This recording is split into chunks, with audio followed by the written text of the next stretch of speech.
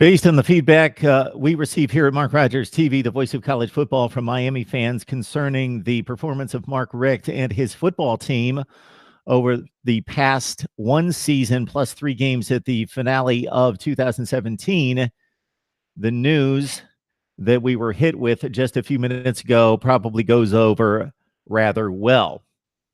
Again, this is Mark Rogers TV, the voice of college football, and I was preparing to do some analysis and some insight into the teams that played yesterday, most notably, of course, Clemson, Alabama, and then also Oklahoma and Notre Dame, and more specifically, some comments that Brian Kelly, the Notre Dame head coach, made after the game about his team's ability to stay athletically with the likes of Clemson. And so I was going to address that when I started to do some research just minutes ago and discovered that Mark Richt has announced his retirement from the University of Miami. So he has not left necessarily that job, but the way it's phrased here is that he is retiring. So we will see in the coming years as to whether Mark Richt is just getting out of the situation at Miami and ultimately will plan on coaching again, because he would be, despite some of the failings at Miami, a prime candidate for jobs all over the country, or in fact, he, as a relatively young man, I'm going to find out here in the next few minutes how old Mark Richt is, that he doesn't come across as a very old guy. He played at the University of Miami. I believe his senior season was either 1980 or 81, which would make him about 60, something in that range. So certainly of retirement age or close to it, and certainly with enough money in the bank. Unless he completely blew it. If he had any financial wisdom, he is set for life and doing just fine. Therefore, he may have just had it with coaching, had it with the grind, and it is a grind. And regardless of what you feel or think about the particular performance of a head coach, we at least have to respect the work that they put in.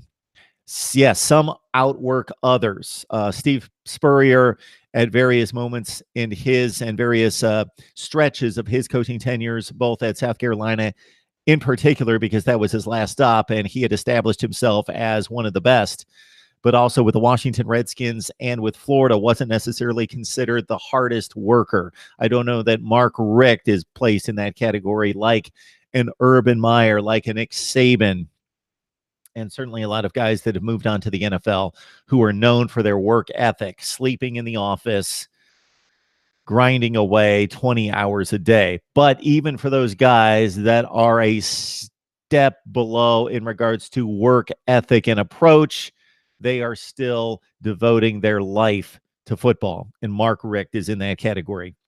I'm going to read the article from ESPN because I know nothing else except for Mark Richt has said that he's going to retire and has retired from the University of Miami. And when I say retire, and then I mention the University of Miami, when somebody states that they're retiring, that calls into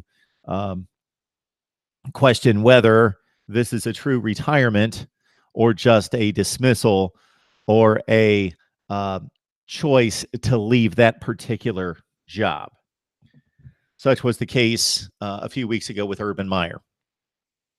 And nobody knows what the mindset is currently for an Urban Meyer or a Mark Richt versus what they're going to choose to do or what may tempt them or intrigue them in the coaching circles a year from now or 5 years from now. So let me read the article, and then I'll get to the live chat, and I'll certainly pass along and communicate my thoughts about Mark Richt's tenure at Miami and overall. So this is written by Mark Schlabach, ESPN senior writer. Miami coach Mark Richt announced his retirement Sunday after compiling a 26-13 record the past 3 seasons at his alma mater. Richt's announcement came only 3 days after the Hurricanes lost to Wisconsin 35-3 in the New Era Pinstripe Bowl, which dropped their record to 7-6. In a statement, Richt, 58, said he informed Miami Athletic Director Blake James of his decision on Sunday morning. The decision came after a great deal of thought, discussions with my family, and prayer, Richt said in the statement. This was my decision. The University of Miami has been a part of my life for more than 3 decades. It shaped me as a young man and provided me with the coaching opportunity of a lifetime. My love for the U is simply great. My true desire is for our football program to return to greatness. And while terribly difficult, I feel that stepping down is in the best interest of the program. Richt, a former Hurricanes quarterback, was hired to revive the program shortly after he was fired after 15 seasons as Georgia's coach in November of 2015. Richt had a 145-51 record with the Bulldogs, leading them to 2 SEC championships in 2002 and 2005. Richt's first 2 seasons at Miami were promising as the Hurricanes went 9-4 in 2016 and then started 10-0 in 2017. So we are only 13 months removed from Mark Richt in his second season at Miami, the first of which he won a bowl game, the first bowl win for the university in 11 seasons, and completing a 9-4 season with an impressive showing against West Virginia. And then starting off a 10-0, and despite some of the near misses or the close wins, still 10-0. And ranked as high as number 2 or 3 in the country, I believe. Here we are 13 months later after losing the final 3 and going 7-6. That's 7 wins and 9 losses for Miami since then, with what would be considered the best talent in the ACC Coastal Division. Okay, so again, then started 10-0 in 2017. But after climbing to number 2 in the college football playoff rankings and introducing the college football world to the turnover chain, Miami lost its last 3 games in 2017, including a 38-3 defeat to Clemson in the ACC championship game. This past season, the Hurricanes started 5-1, lost 4 in a row, and then won their final 2 regular season games before their ugly performance in the bowl game. Miami fans and former players criticized Richt for not changing his pro-style offense, juggling quarterbacks throughout this past season. The Hurricanes ranked 13th in the ACC in total offense at 359 yards per game, 12th in passing, 9th in scoring. Miami's defense was among the best in the FBS, allowing only 19.5 points per game. Hurricanes defensive coordinator Manny Diaz was named Temple's new coach earlier this month. Miami is also losing its leading rusher, Travis Homer, who announced Sunday that he is hiring an agent and turning pro. Homer rushed for 985 yards this season, 6 yards a carry, 966 as a sophomore last year. Former Miami coach Butch Davis, who guided Florida International to a 9-4 record this past season, is expected to be among the candidates Miami could consider. Oregon's Mario Cristobal, a former Miami player and assistant, might also be in the mix. 2 coaches that have been talked about here on our channel and by you, the fans. So let's go to the live chat because I'm sure that many of you are on here. We've got quite a few people on right now. All right, let's go to the live chat and see what you guys have to say. And I'll certainly provide my thoughts as well, which are going to be a restatement of what I've said over the past several months concerning Mark Richt and his performance. I think I've been pretty balanced. The guy is obviously a capable head coach. Is he an elite head coach? Probably not. And since he's announced his retirement, probably will never coach again. Probably. He will never reach that status. He never won a national championship. He never won consistently at an elite status at Georgia, and certainly did not attain that in Miami. The program took a step back after initially taking strides forward. All right. Let's see what you guys have.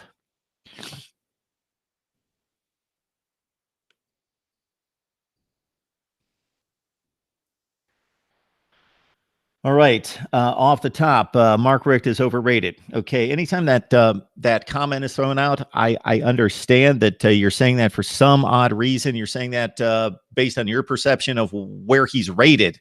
I don't know what rating you're going by that he's rated. Where is Mark Richt rated? So to say that he's overrated, you would have to have a perception that he is being rated at some particular level by somebody or by the media and analysts in general. So I don't know whether he's overrated or underrated because I haven't necessarily seen any rankings of coaches that have gone down to Mark Richt's level. It's always Urban Meyer, Nick Saban, and Dabo Swinney, and those guys. Certainly, he's not attained and accomplished what they've done. He's not as good as they are and have been. I rated him. I would have to go back and look prior to this season. So we're going back probably 7 or 8 months, sometime after last season. I rated coaches in the ACC, and I rated him somewhere in the top 3 to 4. I would have to dig up that video. And obviously, Dabo Swinney's the best coach in the ACC. And then after that, it was difficult to differentiate. That was the most difficult conference for me to rank the coaches. The other ones, it was very cut and dry that there was a tiered system based on accomplishments, wins and losses, championships, but also recruiting, and also based on the resources that they had at their disposal and the difficulty and challenges they had at different programs, like a Duke that doesn't exist at a Miami or a Florida State, certainly. All right.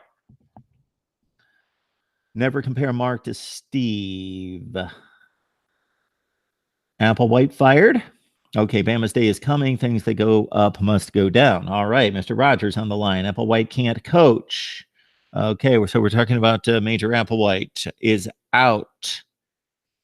So we'll get to that later. I didn't know that. Major Applewhite out. 15-10 in 2 seasons, 10-6 in conference play. At the school, fired after only 2 seasons. One of those losses was 70-14 to Army. Okay. Anthony Battles asks, who is out there that is right as a fit for Miami type football? So the 2 names that we've mentioned many times and were mentioned in the Schlabach article were Mario Cristobal, who's got ties to Miami, played there, assistant coach there, and certainly has done a nice job at Oregon thus far. And is doing a great job in the recruiting rankings right now, bringing in top players to Oregon, including the number 1 ranked player in the nation. And then, of course, you've got Butch Davis, who is coaching at the group of 5 level with FIU and winning. And, of course, won at the U. Possibly could have or would have won a national championship had he been given the opportunity instead of Florida State in 2000. And obviously that Miami team beat Florida State head-to-head with Butch Davis on the sideline and was deprived of playing in the national championship game. And so was Washington, which beat Miami head-to-head. And for those of you who don't know, this is the BCS era. 2000, Oklahoma was undefeated. Miami, Florida State, and Washington all lost 1 game. Miami was coached by Butch Davis, who could be a candidate for this job, but they were not chosen by the BCS formula and the writers and the coaches poll to go to the BCS championship game. But then they went and they took care of business at the Sugar Bowl against Florida. All right. Schnellenberger is available. Howard Schnellenberger is how old now? All right. I don't want any coach that's unproven or been fired from their job. Highly favored 305. Shout out Alonzo and 786 Canes for breaking the news way before mainstream outlets. Will Muschamp is next.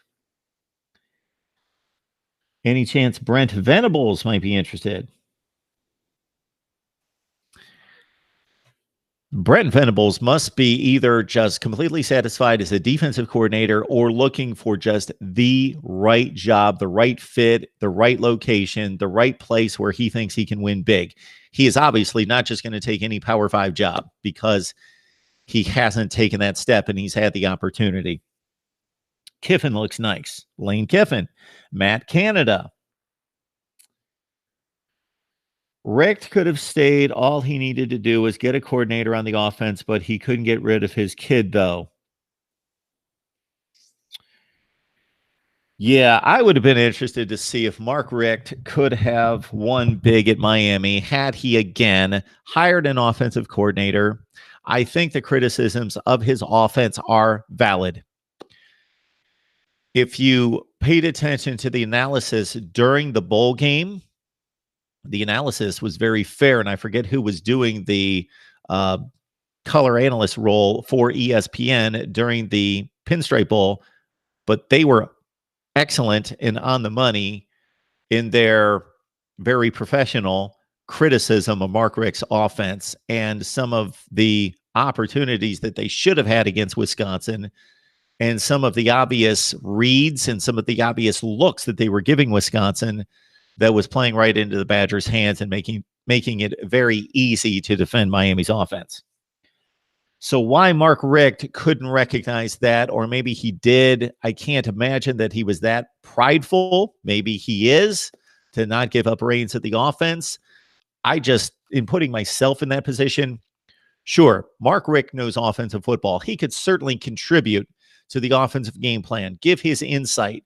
You don't go from being a excellent play caller and offensive coordinator to being a complete moron, but the game has changed.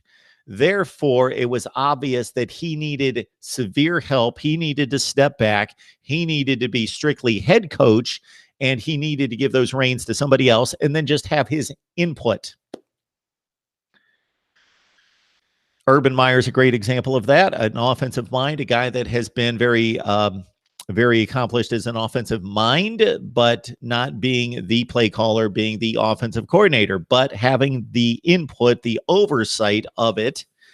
And there's a lot of other decent examples, I'm sure. I'm trying to think. Anybody else? Obviously, Jim Harbaugh is a guy who has an offensive background as a quarterback and then as a coach of quarterbacks and developing quarterbacks. And so he develops and puts in his system at Michigan, but allows others to call the plays and be the offensive coordinator. All right. So I'm seeing on the live chat, and this is pretty amazing, if this is accurate, that Alonzo and 786 broke the news. Did these guys break the news? And I don't know how long this has been out. I was up late last night. I got up. I had other things to do. I started watching the NFL, and then I started to dig into my research of what I was going to prepare for today in my analysis of college football. And again, I was going to focus on Clemson, Notre Dame, Alabama, and Oklahoma, and specifically the comments that Brian Kelly made after the Clemson game, in which he stated that his team was fast enough, athletic enough, and that there was not a big gap between them and Clemson. They just didn't execute. And I had much to say about that. And I went online and I see that Mark Richt retired. Butch, Cristobal, or Manny, if he can get out of his contract. Charles Orozco is letting us know. Those are his thoughts. Tony Elliott.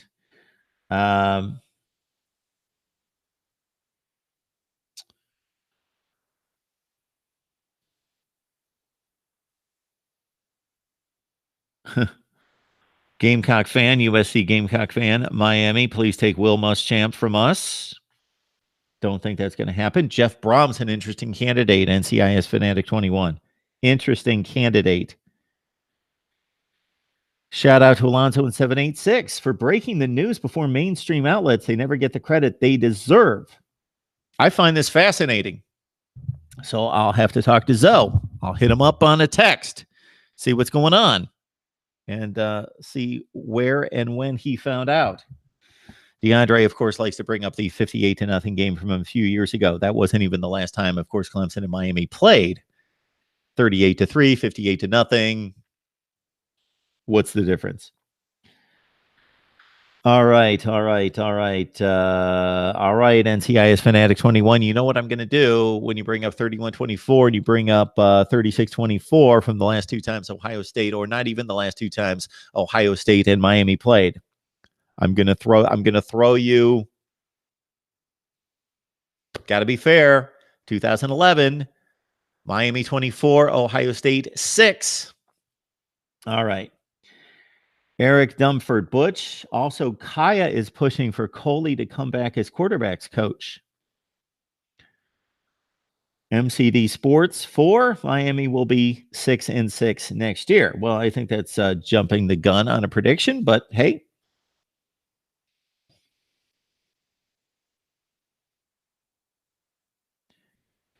Clemson and Miami fighting. Scroll up, Mark. I scrolled all the way to the top. Navy, are we sure Miami didn't force Mark Richt out? I don't know that. Who knows what happened there? Either he just doesn't have it in him to continue the grind, and he is tired of being beat down by the media, being beat down by the fan base, and thinking, okay, I just don't want any more of this. Maybe he doesn't want to deal with a bunch of 20-year-olds anymore. And he's got plenty of money in the bank and just thinks, hey, you know what? I could stand on the sidelines for a couple more years and they may keep me around if I go 8-4, but they're not going to be happy. And I just don't have it in me to hit the recruiting path. Maybe what's going on in recruiting right now has opened his eyes. Recruiting is a grind. And there are a number of coaches who just aren't up to it. And especially as they age. And of course, the assistants and the staff, the coordinators, and your recruiting specialists, they're out front in that and doing the real grunge work in contacting these prospects and hitting the path. But the head coach has to be out there too. So it's a grind to recruit.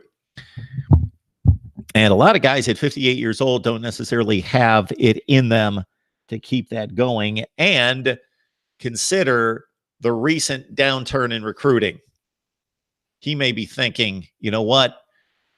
I've had a couple top 10 classes. I thought this one was going to work out. It is plummeting like the stock market right now. And I just don't have it in me to get out there and sell this place and sell what I'm doing. And I've been hit with a lot of negative feedback on how I've handled things. And you can have it. Or maybe he was this stubborn about the offensive coordinator position, and Miami did come to him and say, Mark, you can keep your job. We need an offensive coordinator. It's obvious that we are more than struggling. What's the next word after struggling? We are in the dark ages offensively, and we need a change. You need to change. You need to step back and hire an offensive coordinator. We need to get somebody on the staff with a bright mind, up-to-date concepts that we need to implement. And maybe Mark Richt was too stubborn. I don't think so, but I don't know the man. Maybe. Miami didn't want to wait 15 years like Georgia did. So Mr. Rogers, no relation, of course. Mr. Rogers, I have yet to see your handle on Mark Rogers TV, so I always welcome everyone that I see for the first time to Mark Rogers TV, the voice of college football. Mark Richt had a tremendous run at Georgia. Let's not let that be lost. So yes, Georgia did not win a national championship with Mark Richt at the helm.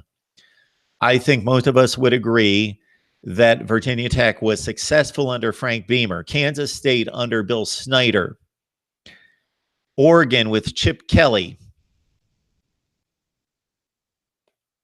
Anybody else? Dan Mullen, Mississippi State. There are certain circumstances in play. Of course, Mark Richt had more resources at Georgia, both in regards to money and resources and recruiting base than those other places, most of the other places that I named. So the standard and the expectation should be higher. And it doesn't look good on him that Kirby Smart has that thing on a roll. But he won at Georgia, and he played well, and his teams played well, and they performed well, and he won consistently.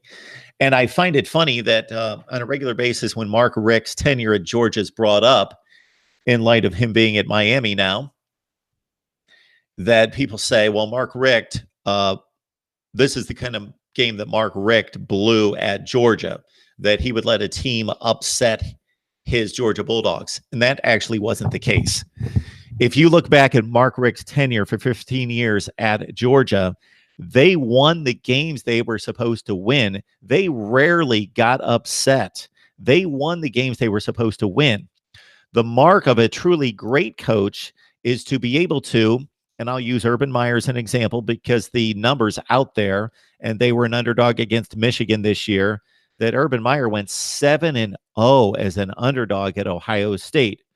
against the likes of Michigan, Michigan State, Alabama, Oregon, Wisconsin. 7-0. When you are able to somewhat consistently, of course, when you're an underdog, there's a reason you're an underdog. And typically, even the best coaches, Nick Saban, the times that he's been an underdog, which has been basically never in the last 5 or 6 years, but going back before that, he lost most of the games that he was an underdog because there was a reason that his team was the underdog. They were not as good as the other team.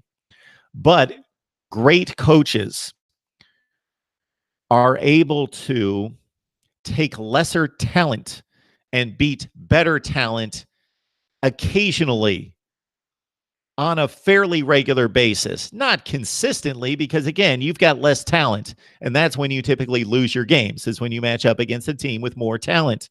Now that Nick Saban has more talent than anyone, he's not losing hardly any games ever.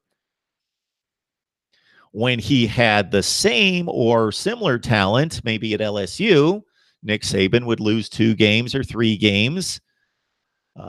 His first Alabama team certainly lost 6 games because his talent wasn't as good.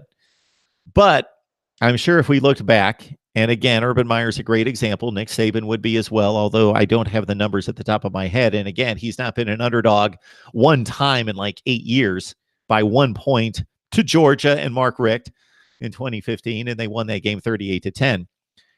But that was the mark against Mark Richt in my book, and other people need to do their research because they would typically say Mark Richt, they would use that Pitt Miami game as an example from last year. This is Mark Richt. This is what he brings. He lets his team down and they get upset by an inferior team. Actually, that's not what happened at Georgia. Georgia would win the 9 or 10 games that they were supposed to.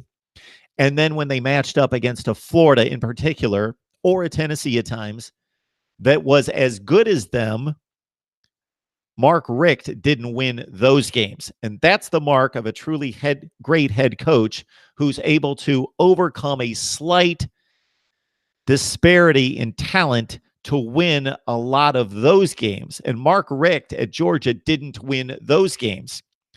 His team hummed along with better talent than 9 or 10 teams on their schedule and won those games. And you can check the record and check who they lost to. And I'm not saying over 15 years that his teams never got upset. Of course, they lost games. They were upset. Nick Saban's teams were upset. Urban Meyer's teams were upset. So everybody gets upset at some point. So Mark Richt did lose upset games at Georgia, but not very often at all. His teams lost the games they were supposed to win. He was not able to overcome a talented differential with great coaching. That's what I consider to be the mark against Mark Richt at Georgia, to be the biggest negative against Mark Richt being considered a great coach at Georgia, was that he was never able to, and when I say never, I mean almost never, there's probably an example or two, but taking an underdog Georgia team and beating somebody better. He didn't do that. All right. Jeff Brom, yes, an interesting candidate. Mario Cristobal, Butch Davis, Mike Leach, and CIS Fanatic 21, really going through it.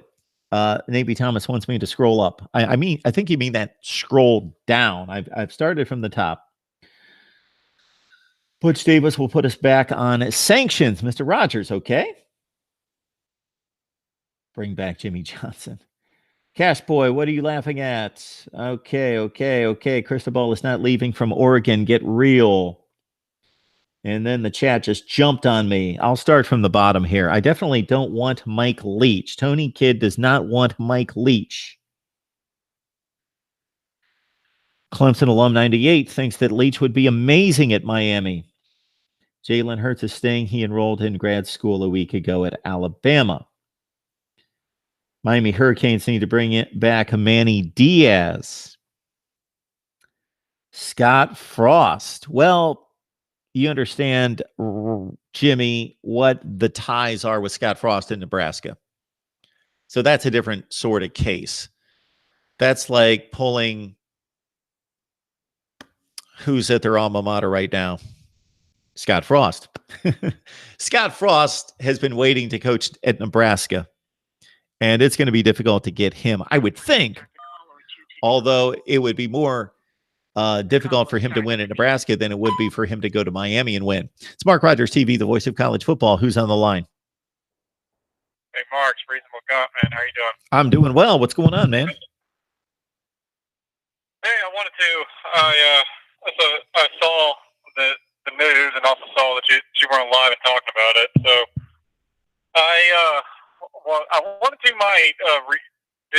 discuss Mark Richt's tenure at Georgia a little bit because I'm not quite understanding the point you're making about or your counterpoint against people who say Mark Richt was underwhelming and didn't win the games he was supposed to win at Georgia. Okay, let me start over then. Go ahead. Okay, as soon as Miami lost that game to Pitt last year, when they were 10-0 and Pitt was 4-6, I heard for months and still do to this day, that's Mark Richt, and that's what he brings to the table. His teams are not prepared, and they get upset by lesser teams, and that's what happened at Georgia. But that's not what happened at Georgia. If you go through Mark Richt's tenure at Georgia over 15 years, his teams took care of business when they were supposed to. The games that they lost were against the teams that had like talent or slightly better talent. Mark Richt was not able to win those 2 or 3 games a year in which his team had similar talent or a little bit lesser talent. The criticism I have of Mark Richt was not that his teams were upset at an abnormal rate, but that he was incapable of taking lesser talent or sometimes similar talent and beating teams on a regular basis. All right, let me first make I guess this might be a subjective view, but you said upset on an abnormal rate. Everybody gets upset. I would consider, okay, people are probably remembering mostly the last decade of college football, starting with like 2008 and onward to 2018. I would consider getting upset once a year, which was somewhere around that range of what he was doing, would be abnormal. Particularly, this is the time he was doing this in the SEC during the time of the BCS championship when there was only 2 teams trying to get in. If you lost one game, that was huge back then. You can lose one game, you could trip up one out. Now, for example, in 2013, they lost to Vanderbilt. I don't care what kind of talent Georgia has. Losing to Vanderbilt is an upset. Sure. They also lost 4 other games that year, by the way, but I'm just focusing on the Vanderbilt one. If we want to say inferior talent, the year before they lost to South Carolina and Michigan State in a bowl game. I actually remember watching that. Okay. They looked sickly. In 2010, good Lord, they lost 1, 2, 3, 4, 5, 6, 7 games. One of them to the Liberty Bowl against guess who? UCF. 4 of those were in a row. One was to Colorado. Now, my memory's not as good, not that good to go back and see how well Colorado was in 2010, but it just doesn't sound good. Because even if we want to say most of those games he was playing at teams either at their talent level or above their talent level, one of those has to be an upset. Either if you want to say it's the Colorado one or South Carolina. Oh, and Mark Richt didn't have exactly a great year, a great tenure against Tennessee either in this past decade. When I say great, I mean you need to be beating Tennessee and losing maybe one game because Tennessee really wasn't that bad this past decade. I know they're not historically, but and Georgia was known to lose to them here and there. It's just things like that. I think it's mostly Georgia fans. Even this is where I'm getting this from. Is they didn't want him there. It's because of stuff like this. It's because he was taking them routinely to 7 and 8 game win season. No, he was not. No. I'm looking at his record right now. He won double digits 4, 5, 6, 7, 8, 9, 10. And you got to take out the last year because he didn't get to coach the bowl game. 11 out of 15 years he won double digits. 11 out of 15 years.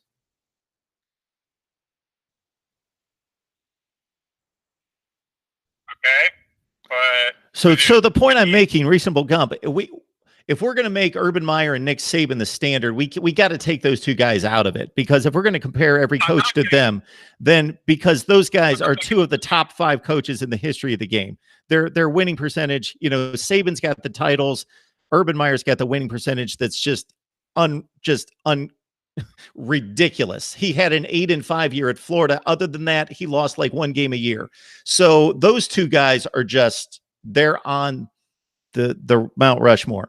Okay, if you're going to compare Mark Richt to his contemporaries, like a Les Miles, like a Mac Brown, like those kind of guys, he's right there. It's an argument that he's in that category. Not a great coach. I never called him a great coach. I said a number of times, not a great coach, but his teams performed well. They were contenders. They consistently won at Georgia. They were consistent winners. He finished in the top 10, 3, 4, 5, 6, 7 times in 15 years and finished ranked all but 3 years. He consistently won. Hey, he won most of his games. I'm not denying that. But when you're sitting on the absolute gold mine of talent, absolutely, you're right. You have no competition other than Georgia Tech isn't competition, and back then Clemson wasn't either. There's no excuse for him ever losing more. There's no excuse for him going less than 11-1, to be perfectly honest. Well, come on. Okay. LSU both year. I know you said he finished double digits in most of those years. I think they had to win a bowl game to do some of that. Well, he won a lot of bowl games. They lost a lot too. He won most of his games. I'm not denying that. But what I'm trying to say is when you have that much talent and you're having it all stole from you because you're not because you don't know how to keep it in state, it's just underwhelming. He has a better bowl record than Nick Saban does. And how many national championships? I'm not comparing him. I never came on here comparing him by any stretch to Nick Saban, Urban Meyer. Those guys are. I'm just making a statement of fact that he has a better bowl record than Nick Saban. I never called him a great coach by any stretch. I just said that he had a good run at Georgia.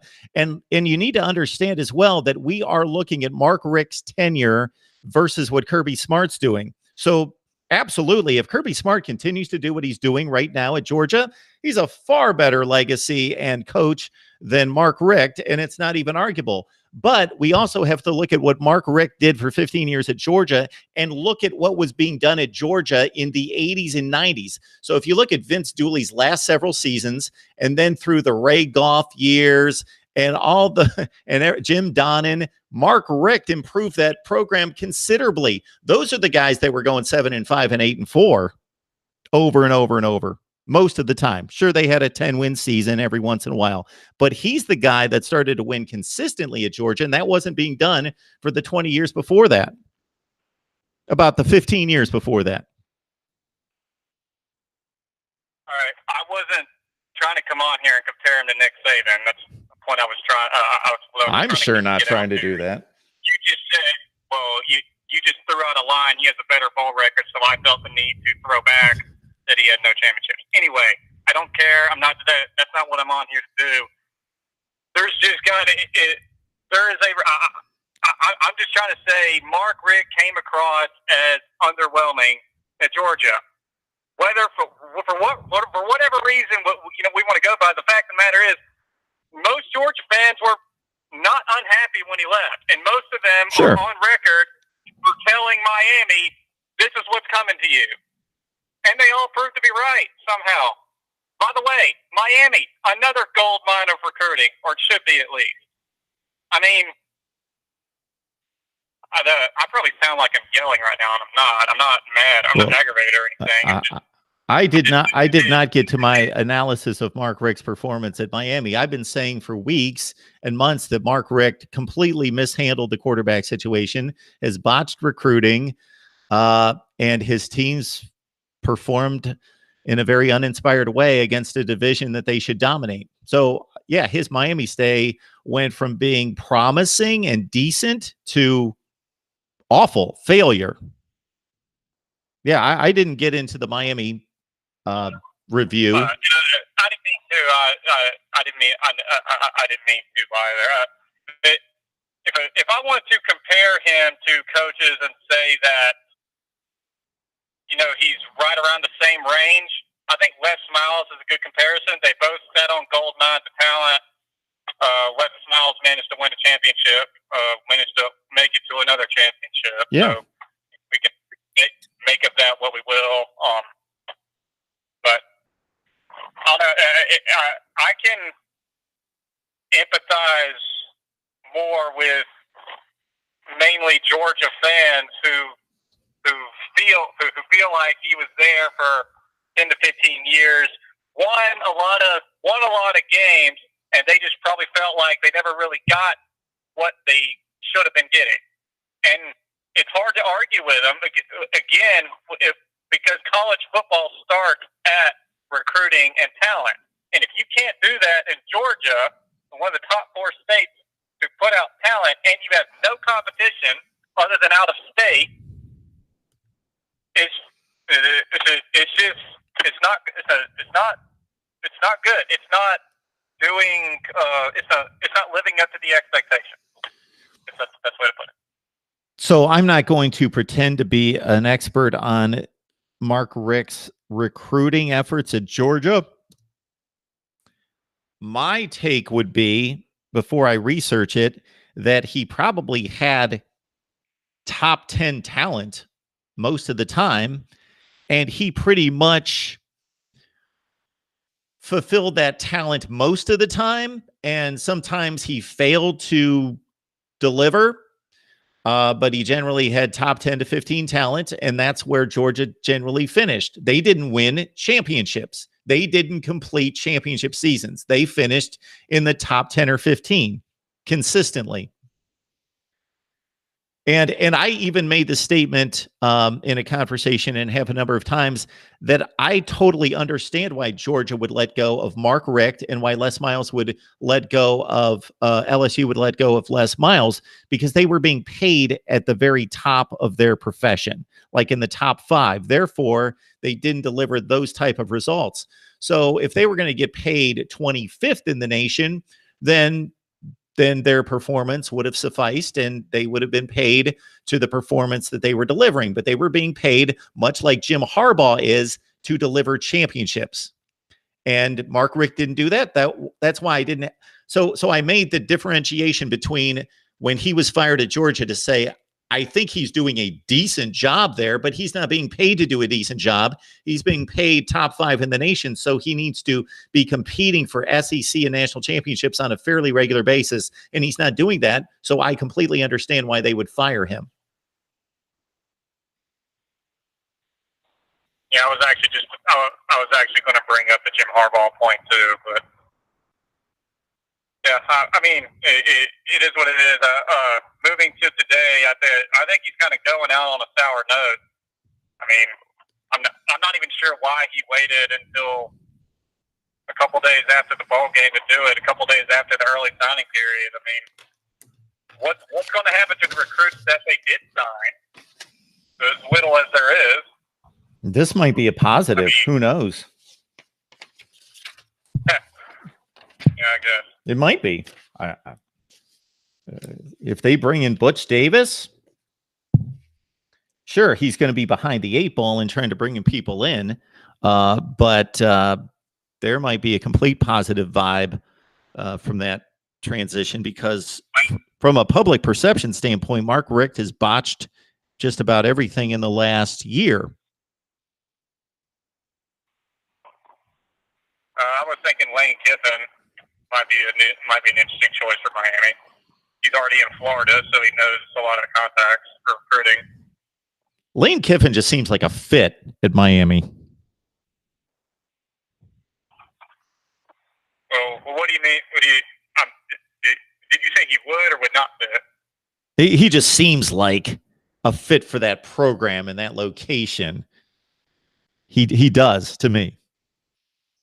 Yeah, I mean,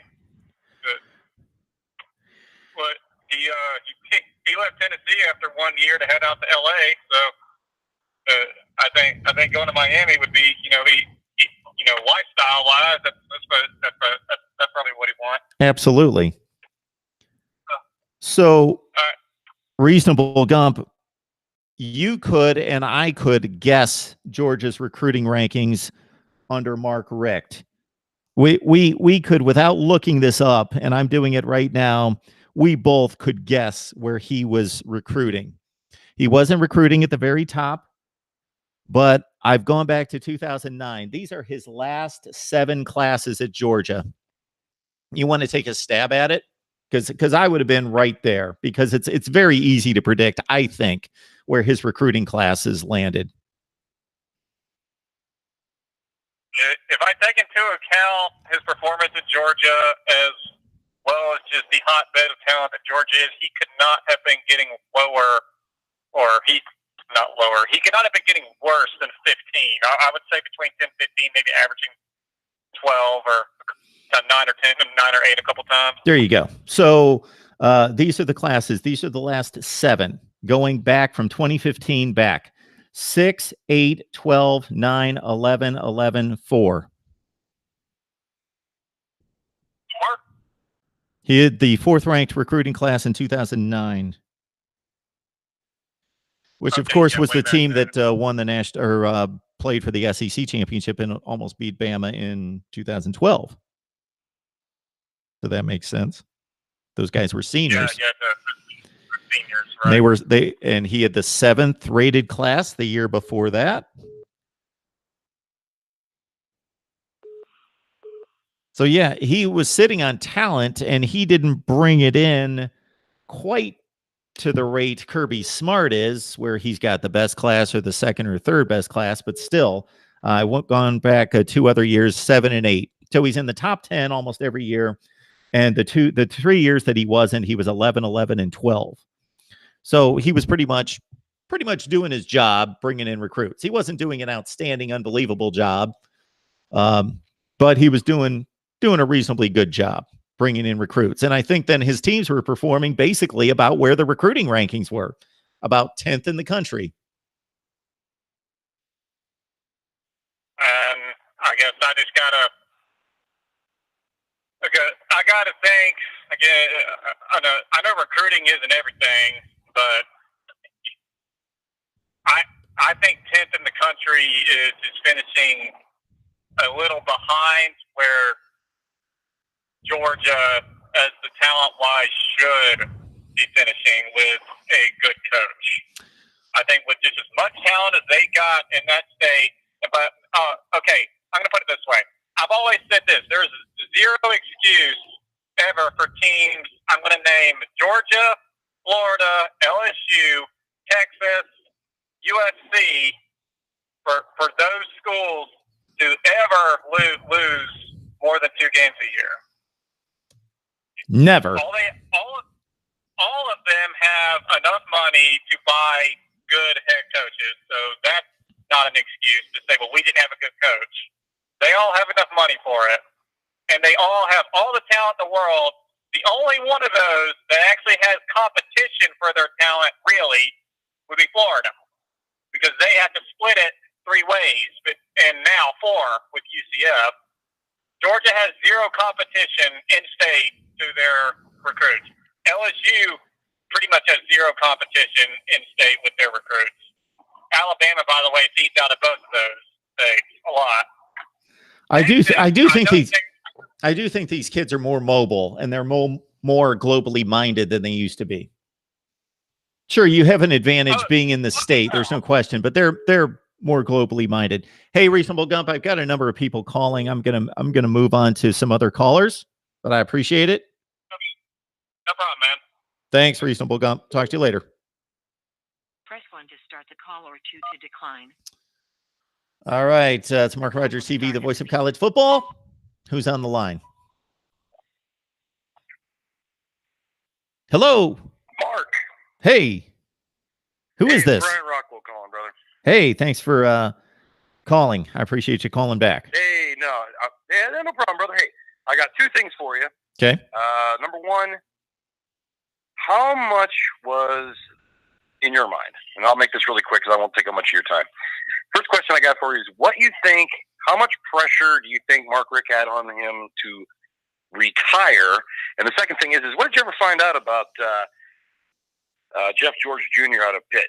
That was all. Have a good rest of your day, buddy. Oh, boy. Okay, Brian, thanks so much for the call. Oh, I completely lost track of that first or that second comment that he made about Jeff George and Pitt. I got to write that down and look into it. But Bryant, you've got Google just as much as I do here about Jeff George and Pitt. I should go to my Pitt guy, Jim Hammett from used to be at SB Nation. He's at Rivals. That's my Pitt guy to see if Jeff George is out there. Mark Richt, I think he probably received quite a bit of pressure from the administration to retire. That's a guess. Mark Rogers TV, the voice of college football. Who's on the line? It's DeAndre. Mark, how you doing? Hey, DeAndre. Wow, look at this news today. Yeah, Clemson, Alabama. How you like? Oh boy, you're going to go straight to the game here. Well, that Notre Dame game, man. Everybody picks on Notre Dame, and because of what they used to be, and I want to put it like this: the teams that Notre Dame plays now were traditionally good teams, but a lot of these teams have limitations because of their academics. Like Stanford. I mean, I know Stanford has had a lot of great offensive linemen and running backs, but the other skill players, even some defensive linemen, but the tight ends skill players are not there. Yeah, tight ends. Yeah, they got ton of tight ends. Yeah, and I'm not saying that Stanford is sorry, but I don't never see Stanford winning a national championship. I think the best year I remember they was like maybe 12-1 with luck. And I know even when John Elway was there, I think the best they ever did was a small bowl. I mean, I don't think they ever was that great. And no. Some of the other teams they play, it's hit or miss. I mean, like how I feel about Michigan, people give them way too much credit to me, but some of the teams that are hit or miss. USC's been down, and I know USC is probably going to be back one day. But just sometimes, the schedule might be in their favor. Virginia Tech didn't have their starting quarterback. They had a guy that was at Kansas. So that tells you how good he might have been. Thank you. He might not have been that good if he was playing at Kansas to start his career off, but. I think I'm not going to be hard on Notre Dame because I don't know. I just don't think they had Clemson's depth. And they played with them for the first quarter. It's just that, Clemson found a mismatch with Ralston, threw the ball down the field, and the guy couldn't keep up with him. Number 11, I don't know who the first touchdown was on. Number 8. I think number 8 was considered to be that best corner coming into the preseason. But then the other guy, I think his name was Love, took over. Mm-hmm. But I just can't wait to see Clemson, Alabama. If Clemson not careful, I think Oklahoma coming back on Alabama. Nick Saban's going to light a fuse on the Alabama, and they're going to come out and play really, really hard. And compared to if Clemson would have just, if Alabama just blew out Oklahoma, I think Nick saw a lot of stuff he didn't like.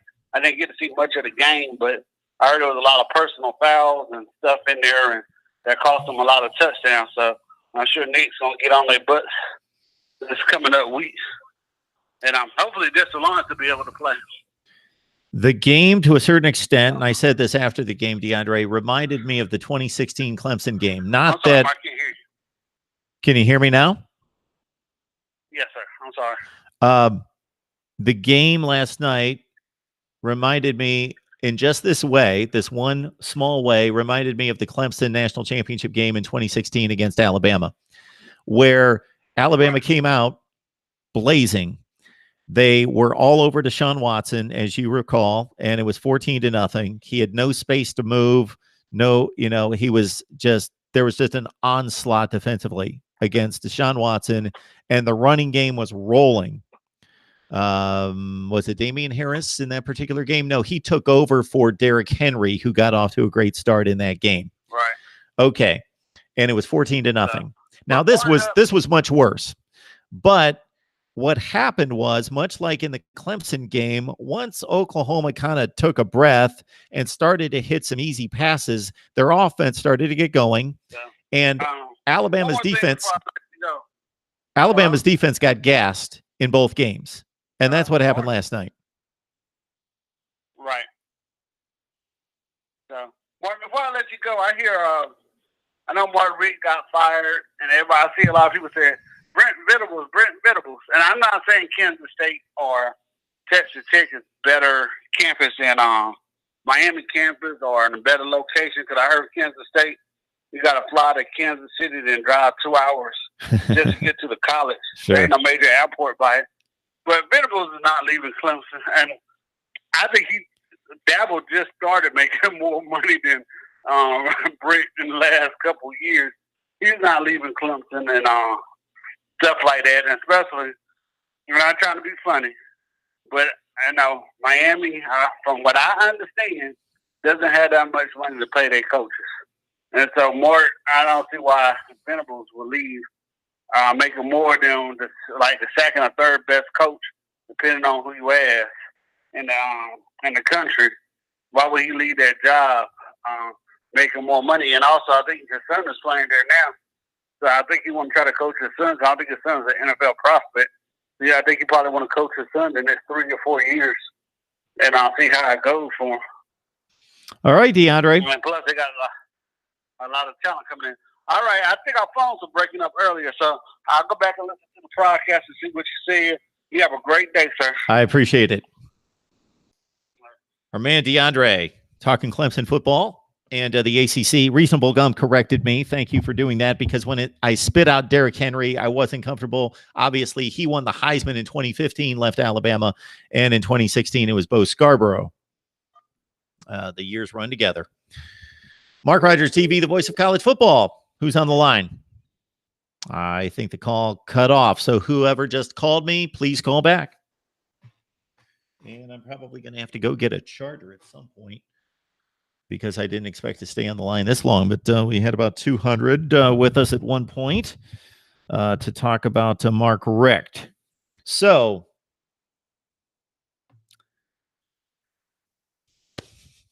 Mark Richt at Georgia. I'm not going to go into details again, because I just did about 10 minutes ago, but I will just clearly state that Kirby Smart is out coaching Mark Richt currently. There's no doubt about that. Look at the recruiting rankings.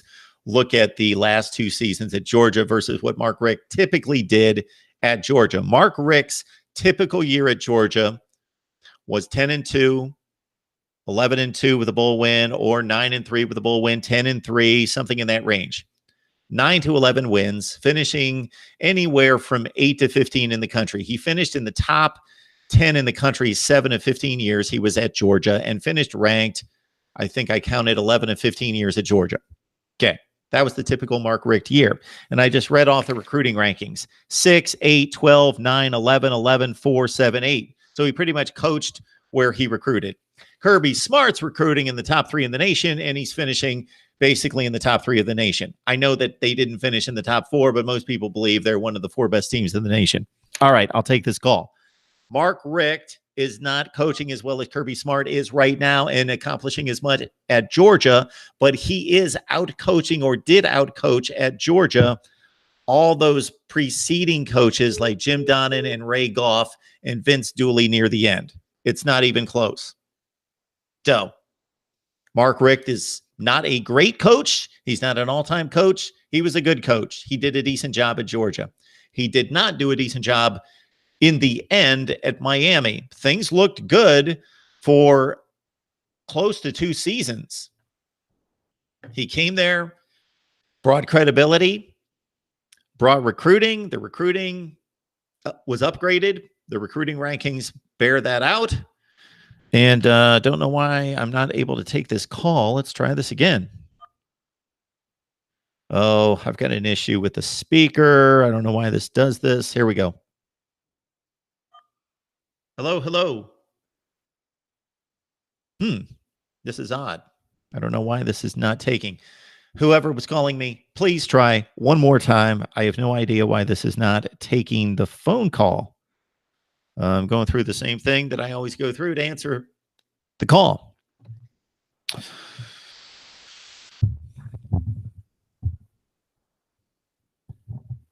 All right. I'm trying not to miss these phone calls.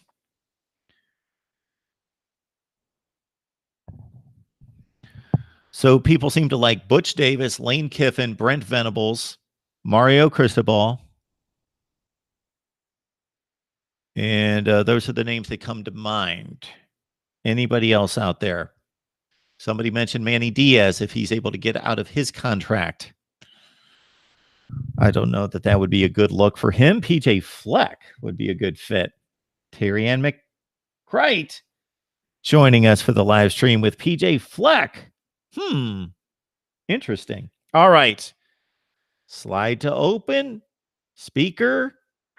There we go. It's Mark Rogers TV, the voice of college football. Who's on the line? McD Sports 4. Hey, what's going on, man? Hey, as long as I won't catch your patience, I want to talk about the Miami coach thing. Absolutely. Would you consider Mark Richt to be like famously known to go 9-3? I'm sorry, run that by me again. Would you consider Mark Richt to famously go 9-3, like typically a 9-3 head coach? Yeah. Sure. Okay. Like, I'm not saying that's bad or anything, but I'll always remember Mark Richt for going 9-3, and at the at Georgia and Miami. Even though with Miami they haven't been good in years, but definitely at Georgia, 9-3 is not acceptable. That was the Georgia fan. I think Georgia fans, that was their problem, going 9-3. Okay. Not saying 9-3 is bad. Sure. How old are you? 19. Okay, you're 19 years old. Do you remember anybody coaching Georgia before Mark Richt? No. Mark Richt, his run at Georgia for 15 years. And again, I'm not defending it as great by any stretch. The word did not come out of my mouth. I said he did a decent job at Georgia. Is miles better than anything that was done for the 20 to 25 years before him. Or for about 15 years before him. Okay. So here are his records at Georgia. So some of them are a lot better than 9-3. Others aren't as good as 9-3, but it's generally in that range. 8-4, 13-1, 11-3, 10-2, 10-3, 9-4, 11-2, 10-3, 8-6, 6-7, 10-4, 12-2, 8-5, 10-3, 9-3. Typically 9-10 wins.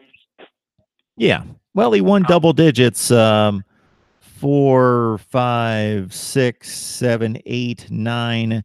And you've got to kind of count the last year because he didn't coach the bowl game. But 10 out of 15 years, he won double digits. So let's say 10 wins. Because you know how some of these fan bases are, they expect their teams to go 12-0 every year, win the championship. And I mean, he always had the Georgia fans, I thought, gave him a tough time at times.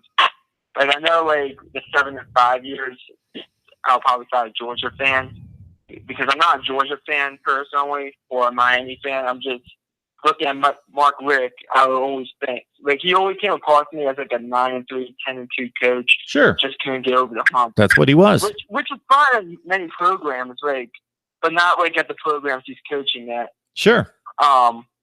And one other thing I want to say, these people saying Lane Kiffin for the Miami coach just make me laugh harder and harder every time. I would not. If I was a Miami fan, I would not want Lane Kiffin as the coach. I mean, Lane Kiffin's just to me a distraction in and of itself. Like, I would not want Lane Kiffin if I was a Miami fan as the head coach. But that's just me. So that's kind of like the one coach I'm seeing. And like other people are saying Will Muschamp, I mean, I don't see that either. So I don't. To me, Miami, Manny Diaz, I think is Manny Diaz going to Temple? I read in the Yes. headlines. Okay, yeah, they could maybe pry him away from Temple. Maybe. One name I threw in there for fun was Butch Jones. Obviously, I don't think he'll be going to Miami, but there's not really like a big name head coach that on the market. Like I was kind of joking also Urban Meyer if he wants to come out of retirement again, but I mean there's not really like a big name. So like to me Miami's just kind of screwed in a way on the mindset that there's not like a big name head coach. Would you agree with that? If you want a big name head coach, but some of the more successful coaches in the last 10 or 15 years were not big names when I think it's more about getting the right guy than getting a big name. But people are throwing out some interesting names. They're throwing out, I'm getting some that are, I have an issue with Rick Neuheisel. I don't know that anyone would want to hire Rick Neuheisel that's planning on winning big, or Mike McCarthy, but somebody like that. But James Franklin, PJ Fleck, Mario Cristobal. Those are interesting choices. Yeah. I don't think Mario Cristobal, I don't think he's going to be leaving Oregon. I don't think James Franklin will leave Penn State. But I'll try for Manny Diaz about Miami. That's probably your best hope. How about, I'm seeing Dino Babers. I'm seeing Matt Campbell. Yeah, I mean, I don't know if they should hire within, maybe try to get Manny Diaz or try to steal a head coach from another program. But I know, but when I saw Lane Kiffin on the chat, I just was like, that would just be a laughing stock for Miami. Like Miami would not be good at all if they hired Lane Kiffin, in my opinion. Well, Lane Kiffin certainly had an upgrade at Tennessee when he went there for just the one season. They weren't great, but he was showing some promise, and he jumped around. So Lane Kiffin gets a knock for stupid things he said on a regular basis, but that seems maybe the guy's matured a little bit, because we haven't heard anything stupid out of Lane Kiffin for quite a long time. And jumping around jobs and taking just the better job immediately. And I don't know that anybody can fault him for that, unless there are details that I'm unaware of in regards to his statements made publicly in confirming his commitment to a job and then turning his back on the university. But he turned in a 10-2 season at USC, and obviously he's doing a nice job with FAU. Maybe not necessarily this year, but did for his first year or two. Yeah, I mean, I guess, but I mean, I don't think Lane Kiffin should be a head coach of a Power 5 program in general. The Group of 5 is fine, but not Power 5. I just think that will be a recipe for bad things to come. That's just my opinion, though. But I'm going to let you go. Thanks for taking my call. Of course. Thanks for calling. Yeah. You have a great day. Well, the thing about Lane Kiffin and evaluating what he did at big jobs like Tennessee and USC is that he wasn't there long enough for us to evaluate it. As somebody mentioned in the live chat, USC was on probation when Lane Kiffin was there. So he was fighting through that. And so I don't know that he was in a position where we could fairly evaluate what he would have done at USC. But of course, he had the one big year at 10-2. They were a really good team. Then the next year, they were supposed to be really good. So this would have been 2013 that they opened, depending on your poll, number 1, number 2, number 3 in the country, and they faltered to 7-6. Lost to Georgia Tech in the Sun Bowl. And so they fell apart, and he got fired on the tarmac, coming from Arizona State. after another loss. At Tennessee, things looked good. They looked like a much improved team for the 1 year that he was there. And he went whatever. I'm guessing 7-6 that 1 year at Tennessee, I believe. But then he left. So we really have an incomplete resume for Lane Kiffin as a coach at the level of Miami, at Tennessee, and at USC.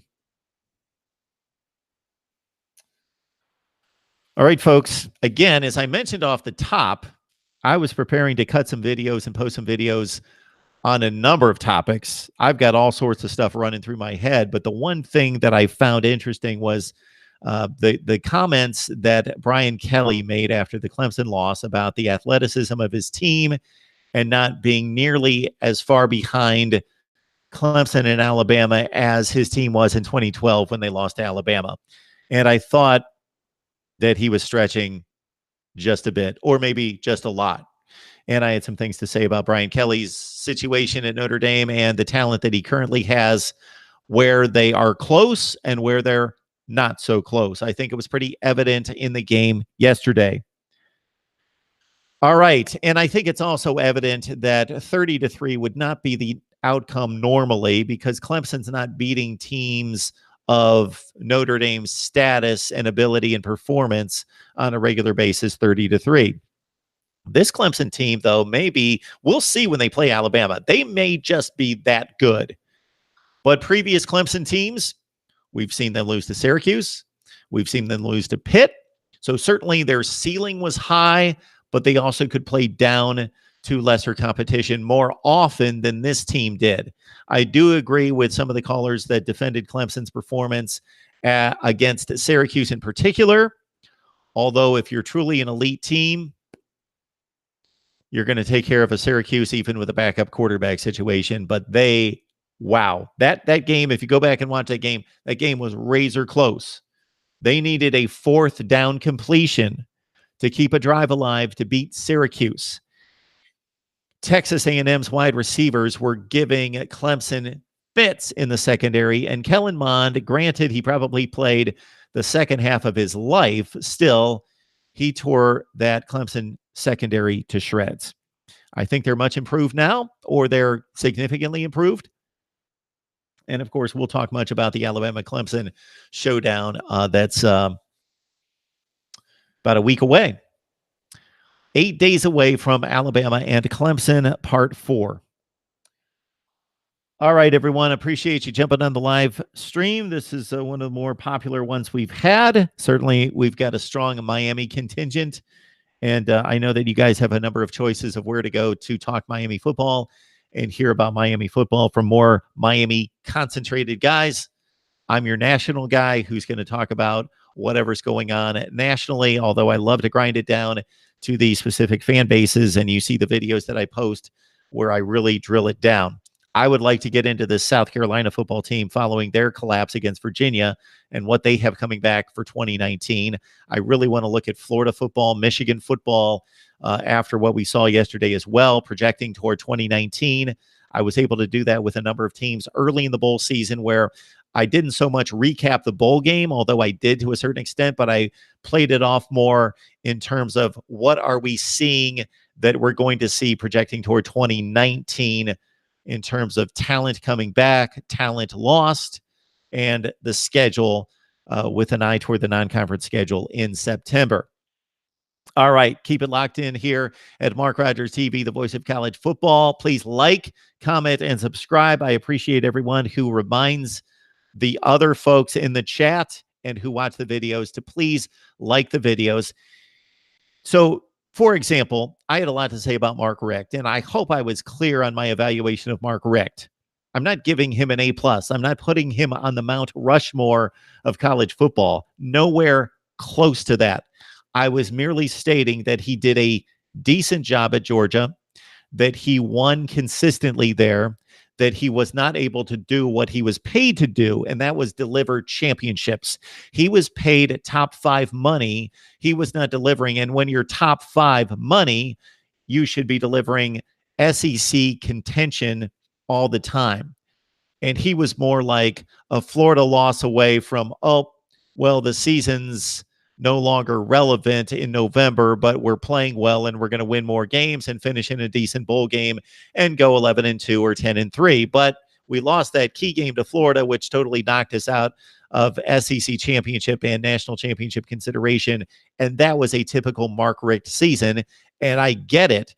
If I was running the program at Georgia, I would have made the same decision. I would have said, Mark Richt, you did a fine job here at Georgia. You were so much better than your predecessors for 15 years before you, but we are paying you top 5 money, and we've given you a long leash for several years, and you keep tantalizing and teasing us with really good seasons, and you haven't delivered, therefore, bye. So I would have made the same decision at Georgia. Georgia should expect to contend for national championships, and now they are with Kirby Smart in play. At Miami, for whatever reason, the wheels came off. Mark Richt stepped in, and Dennis Wilson didn't allow me to finish my point because he jumped on my comment about credibility. I'm talking about perceived credibility. Miami's been a train wreck compared to the expectations for a long time. They hired Mark Richt. They at least knew that he wasn't going to run afoul considering NCAA issues at Miami, and they knew that he would at least win consistently. That's what they thought. They had reason to believe that. We all did. And so he takes over a team that was decent, and his first season wasn't spectacular, but it finished well with a bowl win and several consecutive wins, finishing 9-4, roughly top 15 in the country. And then he starts out the next year 10-0. And sure, there were signs of issues, but he did bring in a strong recruiting class, I think 8th in the nation. Then he brings in another strong recruiting class, even off the heels of a disappointing finish, but most of us considered it understandable. They lost to a really good Wisconsin team, one of the top 6 or 7 teams in the country, by 10 points in the Orange Bowl. They lost to Pitt. Sure, that's inexcusable in a sense, but Clemson won a national championship and lost to Pitt. Clemson went to the college football playoff and lost to Syracuse, who went 4-8. So those things happen. Again, not good, but let's not fire the guy over losing to Pitt. All right. The game that really started to make me think that, okay, this is not trending well for 2018 was the Clemson game, actually. And you would think that that would be the mulligan. You would think, well, they were playing Clemson. Clemson's great. They're one of the top 4 or 5 teams in the country. They lost 38-3. They should have competed in that game. Sure, they should have lost to Clemson, but they should have lost by 14 points. That should have been a 2-score game. They should have been able to show up with their type of talent and make it a competitive game. Lose 30-17, not get annihilated 21-0 out of the gate and lose 38-3. That was the game that gave me reservation toward 2018. But I still was a sucker that picked them to go 10-2. And I had a number of Miami fans telling me, are you crazy? Look at that schedule. They're going to go 12-0. They're going to go 11-1. And I said, well, 10-2. And I'm not even thinking more like 9-3. And I think I did say that they would lose to Boston College. And I was thinking that they would drop 2 other games. So I was on that 9-3, 10-2 range. And what it came down to was an archaic offense that he refused to correct and completely mishandling, for what reason I still can't figure out, hitching his wagon to Malik Rocher and continuing to throw him out there. I know that N'Kosi Perry had issues off the field, and I know that Jaron Williams probably showed in practice that he was not grasping the offense to the point that he could get out there comfortably and run the show on the field on game day. But to name Malik Rocher the starting quarterback coming off of those 3 awful games at the end of 2017, not to even let those guys just flat out compete through the spring, through the individual workouts in the summer, and through August, I thought was the beginning of the end. That was when he just botched a huge situation that obviously, as the quarterback battle is, that is a coaching situation that gains public scrutiny as much as anything else. The wins and losses and the recruiting wars is how you handle the quarterback situation. And he just did a poor job. And then he's yanking them back and forth.